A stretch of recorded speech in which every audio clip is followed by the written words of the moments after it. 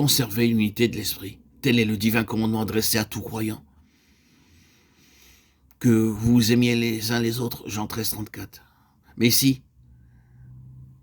on remonte à la source même de l'amour, à l'esprit qui lui donne vie. Si vous voulez pouvoir observer avec soin qu'il s'agit là de l'unité de l'esprit, il y a une unité de profession de foi ou de coutume d'église ou de préférence dont le lien vient de la chair plutôt que de l'esprit. Si vous voulez conserver l'unité de l'esprit, souvenez-vous de ce qui suit. Voyez sur quel point l'unité de l'esprit pourra commencer à s'établir en vous et à dominer vos répugnances. Le moi, la chair tiennent encore une grande place en vous, tout disposé à prendre part à une unité terrestre. Mais c'est là précisément tout ce qui fait obstacle à l'unité de l'esprit.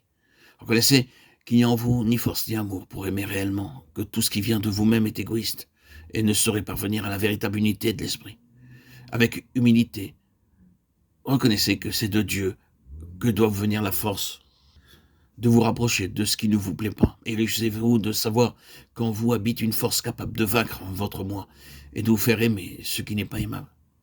Cherchez à reconnaître et à estimer hautement chez votre frère tout ce qui pourra vous faciliter cette vérité, en lui donnant comme en vous, il n'y a qu'un petit commencement.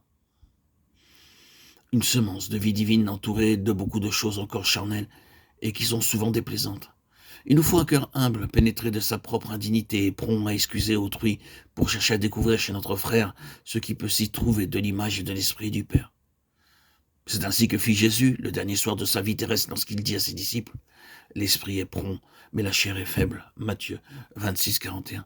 Ne jugez donc pas votre frère d'après ce qu'il est en lui-même, mais d'après ce qu'il est en Christ. Souvenez-vous que chez lui aussi habite cette vie de l'esprit que vous avez reçue de la grâce de Dieu. Et alors l'unité de l'esprit triomphera des divergences et des répugnances de la chair. L'esprit qui est en vous et qui est également en votre frère vous réunira par un lien d'unité et de vie qui viendra d'en haut. Que cette unité de l'esprit s'exerce d'une manière active dans vos rapports avec vos frères. Le lien qui unit les membres de mon corps est très vivant et réel, car il est toujours maintenu par la circulation du sang qui leur transmet la vie. Nous avons tous été baptisés dans un même esprit pour être un seul corps. Il y a un seul corps et un seul esprit. Il faut que cette unité de vie intérieure se manifeste et se fortifie par une communion d'amour qui s'exprime au dehors.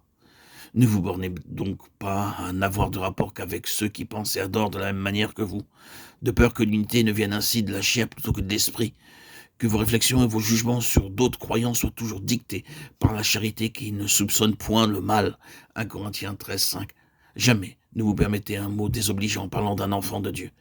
Aimez tout croyant, non pour ce qu'il peut avoir de sympathique ou d'attrayant, mais à cause de l'esprit du Père qui est en lui. Adonnez-vous tout particulièrement à aimer et encourager autour de vous tous les enfants de Dieu qui, par ignorance, par faiblesse ou par quelque mauvaise disposition, ne savent pas qu'ils ont en eux l'esprit et qu'ils l'attristent. Le but de l'esprit est de préparer en nous l'habitation de Dieu. Laissez l'esprit se servir de vous pour faire son œuvre. Comprenez que votre propre développement spirituel dépend de celui de votre frère, tout autant que le sien dépend du vôtre. Cherchez donc à assurer et le sien et le vôtre par l'unité qui vient de la charité.